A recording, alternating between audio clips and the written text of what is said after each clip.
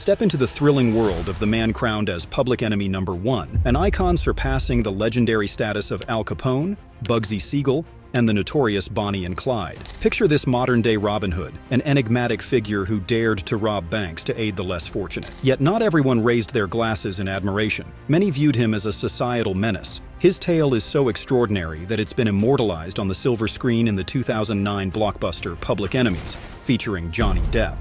Now, peel back the layers and discover the real man behind the myths. Unravel the truths and untangle the wild stories that swirl around him. Was he a hero, a champion of the people, or merely a crook who morphed into a ruthless killer? Journey from his early days to the mysterious end as we delve into the spellbinding narrative of America's most renowned bank robber.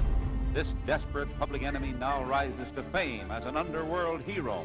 Get ready for a ride through a story that's as captivating as it is infamous. Born on June 22, 1903 in Indianapolis, Indiana, John Dillinger was the youngest of two kids in the Dillinger family. His dad was John Wilson Dillinger, and his mom was Mary Ellen Lancaster. Unfortunately, young Johnny faced tragedy early on, losing his mom just before turning 4. His big sister Audrey and her husband took care of him until his dad remarried in 1912. As a kid, John was sharp in school and loved playing baseball. But things took a turn when he started acting out, skipping school, stealing, and getting into fights. School didn't interest him anymore, and he dropped out at 16, eager to be on his own. His dad had a short temper and reportedly gave Johnny a hard time, so John set out to escape the tough home life and find his own way. With the world gearing up for World War I, jobs were plentiful, and John easily landed work as a runner for the Indianapolis Board of Trade and as an assistant at the Reliance Specialty Company in 1921.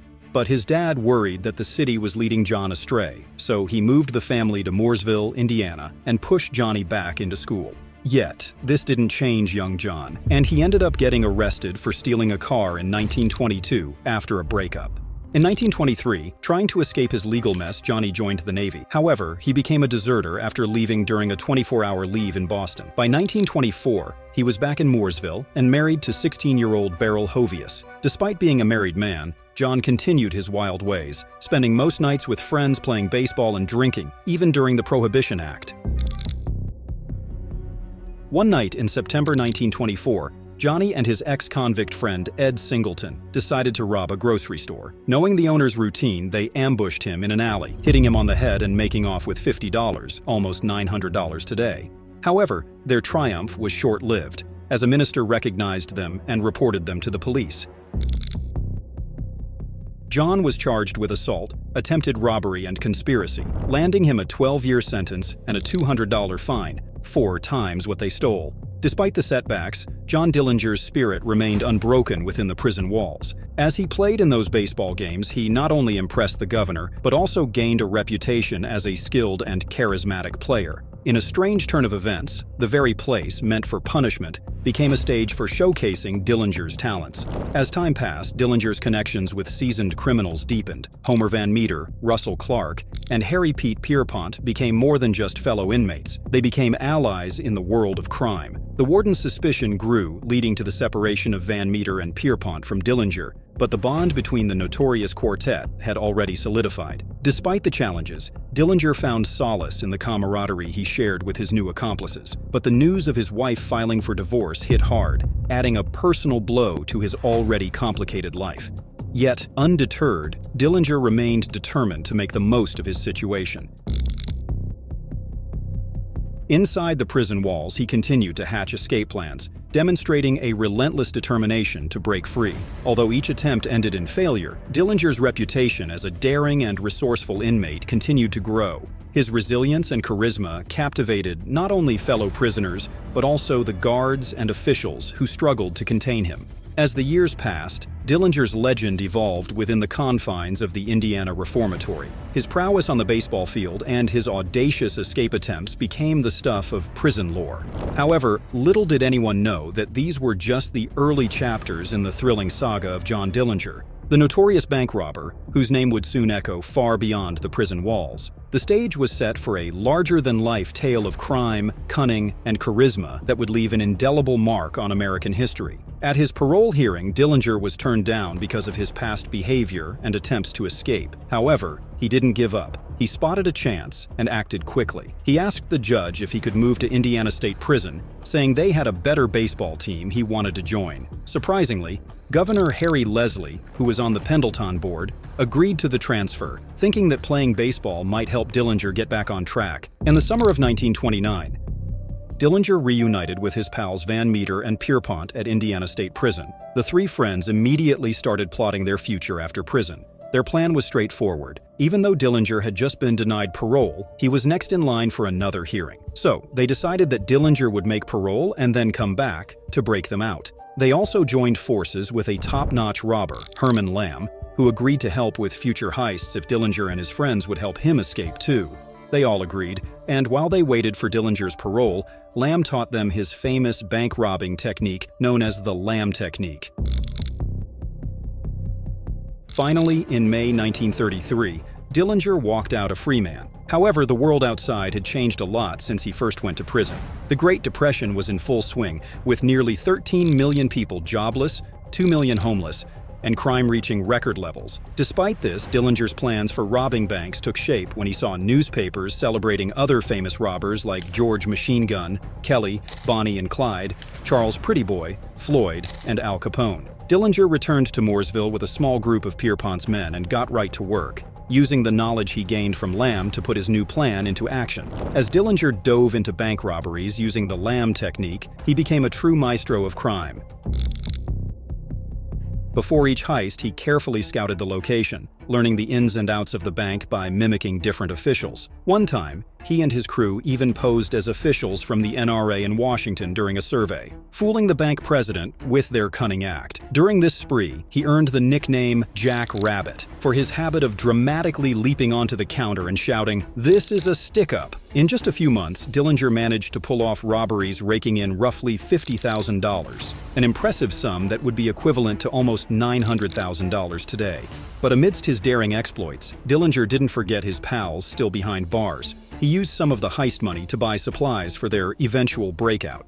In September 1933, Dillinger started smuggling weapons into Indiana State Prison, marking the boxes with an X so his friends would know which ones to grab. Convinced the plan was in motion, Dillinger headed to Ohio to visit a new romance. Unfortunately, he was nabbed by detectives tipped off about his whereabouts. Arrested, he found himself in Allen County Jail in Lima, Ohio. Back in Indiana, Dillinger's allies successfully broke out of jail a few days later. Armed with stolen guns, they raided police stations for more weapons and ammunition over the next month. On October 12, 1933, they entered Allen County Jail, posing as Indiana State police officers. The encounter turned deadly when Sheriff Jess Sarber asked for credentials and Harry Pete Pierpont shot him dead. They quickly found Dillinger's cell, set him free, and newspapers officially coined them the Dillinger Gang. After his escape, Dillinger embarked on a romantic relationship with Evelyn Frechette, showering her with lavish gifts. Their love story began to unfold amid the chaos of robberies as the gang amassed hundreds of thousands of dollars. Dillinger's face graced every local newspaper, and his exploits fueled the imagination of the public. While the facts of his robberies were reported, embellishments and rumors grew unchecked. Blaming the banks for the Great Depression, people saw Dillinger as a folk hero, sticking it to the system. Despite his association with violent babyface Nelson, Dillinger's reputation for avoiding unnecessary violence solidified his image as a Robin Hood figure. As Dillinger's notoriety soared, he caught the attention of the Bureau of Investigation, led by the relatively unknown John Edgar Hoover. The FBI declared war on crime, making Dillinger and his gang prime targets. Special Agent Melvin Purvis took charge of the pursuit. Just as the FBI closed in on Dillinger, he had just pulled off one of his most famous robberies. The stage was set for a showdown between the notorious outlaw and the relentless forces of justice. On a chilly afternoon, January 15, 1934, Dillinger and his buddy John Red Hamilton rolled up to the Fast Chicago Bank in a snazzy two-door Ford sedan. Armed and ready, they stormed into the bank. Witnesses say Dillinger threw a bag on the floor, whipped out a machine gun, and declared, "This is a stick-up." Inside, he rounded up the men while letting women and kids exit the building. Little did they know, the bank's VP had secretly triggered an alarm. The first cops on the scene quickly became hostages of Dillinger. After collecting all the cash, Dillinger and Hamilton made a hasty exit, using the bank's VP and one cop as human shields. But their escape took an unexpected turn when another officer, Patrick O'Malley, trailed them. Shots were fired, and in the chaos, Dillinger turned and gunned down O'Malley with his Thompson submachine gun before making a swift getaway. However, the celebration was short-lived. Later that month in Tucson, Arizona, Dillinger and his crew were nabbed. Despite the hero image painted in the newspapers, some readers couldn't believe Dillinger would resort to killing. Rumors spread that he might not have been at the scene, or that he was falsely accused. Some sources even suggested he was in Florida when the robbery occurred, but conflicting reports surfaced, showing that Dillinger had cash with serial numbers matching those stolen from the East Chicago Bank during his arrest. The debate over whether Dillinger was truly involved in the East Chicago Bank robbery raged on. However, what's certain is that he was brought back to Indiana after the arrest and charged with the Chicago robbery and O'Malley's killing. Reflecting on the incident, Dillinger admitted, "I've always felt bad about O'Malley getting killed, but only because of his wife and kids. He stood right in the way and kept throwing slugs at me. What else could I do?" Following his sentencing, Dillinger found himself in Lake County Jail in Crown Point, Indiana. This wasn't just any jail. Lake County Jail was notorious for being escape-proof, but Dillinger, true to his daring nature, wasn't about to let a reputation stop him. The stage was set for one of the most audacious escapes in criminal history. Just 2 months into his stay at Crown Point, John Dillinger pulled off a daring escape on March 3, 1934. Teaming up with accomplice Herbert Youngblood, they seized several prison staff, including the warden, at gunpoint. Locking them in a cell, they took a deputy hostage, escaped the building, and sped away in the sheriff's car. They tossed the deputy out once they had enough distance.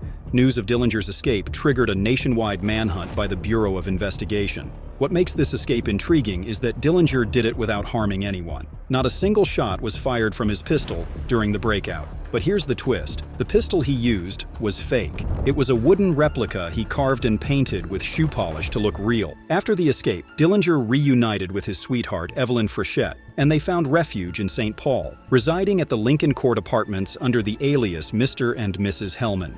Reconnecting with fellow gang members, including Van Meter, Babyface Nelson, Eddie Green, and Tommy Carroll, Dillinger and his crew resumed their spree of robberies. On March 30, 1934, suspicions about the tenants, Mr. and Mrs. Hellman, led to an FBI surveillance operation that night. The following day, agents knocked on the door of apartment 303, but a machine gun suddenly opened fire. Dillinger and Evelyn tried to escape amid the gunfire, and though they got away, Dillinger was shot in the calf. Seeking refuge at Green's apartment, Dillinger received treatment for his wound. While Dillinger was on the mend, agents located Eddie Green. On April 3, 1934, he was shot by agents after attempting to draw a gun. 8 days later, he succumbed to his wounds. Heading to Chicago, Evelyn was arrested on April 9, 1934, by special agents. However, Dillinger once again eluded law enforcement. He and Van Meter were across the street during Evelyn's arrest, and despite Dillinger's desire to save her, Van Meter advised against it. The men made a hasty escape. Evelyn served the next 2 years at the Federal Correctional Farm in Milan, Michigan. Seeking refuge from their pursuers, Dillinger and his crew found solace at a cozy vacation lodge called Little Bohemia in Wisconsin.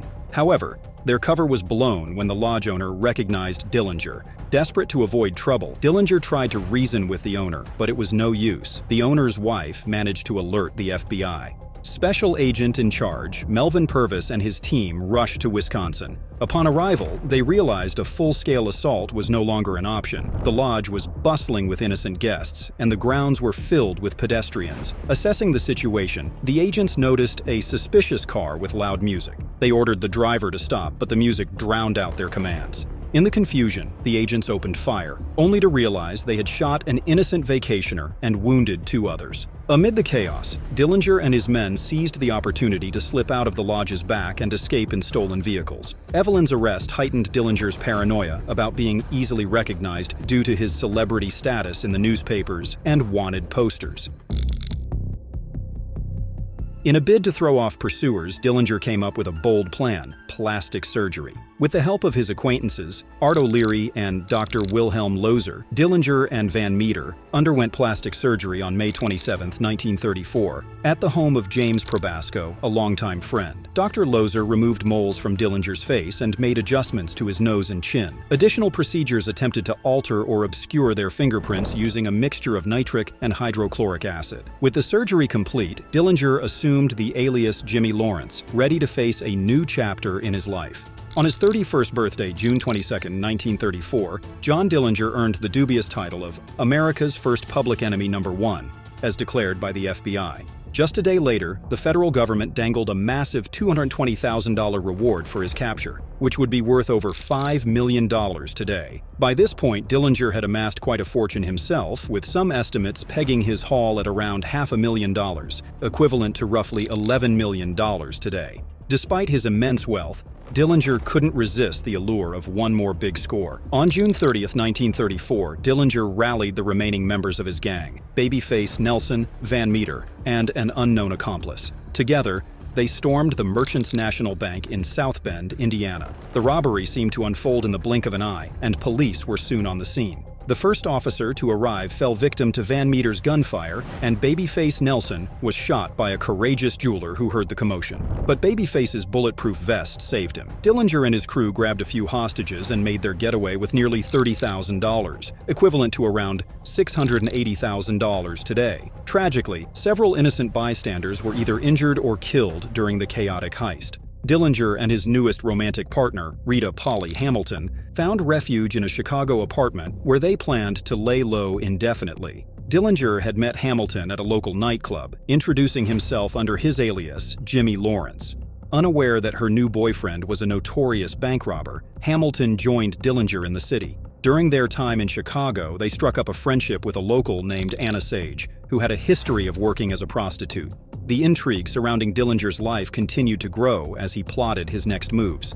However, Anna Sage was no ordinary acquaintance. She had recognized Dillinger and hatched a clandestine plan. You see, Anna Sage was a Romanian immigrant facing the grim possibility of deportation, but she saw an opportunity. If she could tip off the feds about Dillinger, perhaps they'd let her stay in the land of the free. With this daring idea in mind, Sage reached out to her contact, a detective in the Chicago Police Department, who in turn connected her with the renowned Special Agent Melvin Purvis. When Sage finally spoke to Special Agent Purvis, she didn't hold back. She spilled all the beans about the man she believed to be John Dillinger. She even disclosed that she occasionally went to the movies with Dillinger and his girlfriend, offering to inform the agents the next time they planned a cinematic outing. A mere few days later, Sage made that crucial call to Purvis again. This time, she revealed that they intended to visit the theater that very night. The catch? She wasn't entirely certain which movie theater they'd choose. She provided Purvis with two possibilities: the Marlboro Theater and the Biograph Theater.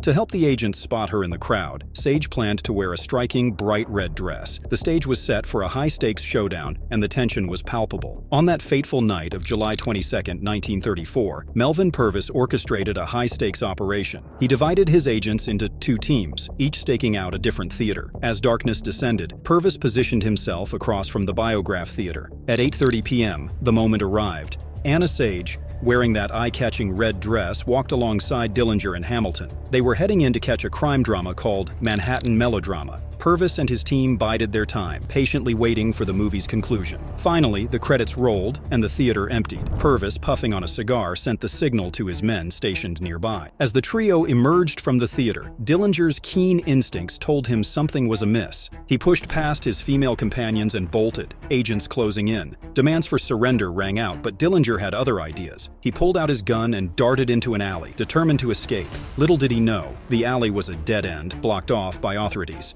In a heart-pounding moment, agents opened fire, bullets finding their mark. Dillinger was hit 3 times, and it was one of those shots that proved fatal. It entered the back of his neck, severed his spinal cord, and exited beneath his right eye. With a sudden, tragic finality, John Dillinger's year-long spree of bank heists came to an abrupt end, and America's infamous public enemy #1 was no more. Crowds of curious bystanders began to gather around the scene, whispering about the identity of the man the police had been pursuing. When word spread that the legendary John Dillinger had fallen, people swarmed around his lifeless body. Some dipped cloths and newspapers into the forming pool of blood as grim keepsakes. On July 25, 1934, Dillinger was laid to rest at Crown Hill Cemetery in Indianapolis. Yet, even in death, doubts and conspiracy theories swirled among the public. Some believed that the man gunned down outside the Biograph Theater was merely a scapegoat, a convenient ploy by the FBI to put an end to their embarrassing manhunt. Following Dillinger's demise, a letter to an Indianapolis newspaper captured a sentiment held by some. Why should the law have wanted John Dillinger? He wasn't any worse than the bankers and politicians who took poor people's money. Dillinger did not rob poor people. He robbed those who became rich by robbing the poor. I am for Johnny. And with that, we've come to the end of the gripping saga of America's most notorious bank robber, John Herbert Dillinger. If you've enjoyed this story, don't forget to like the video, share it with your friends, and subscribe to the channel. Until next time, ciao.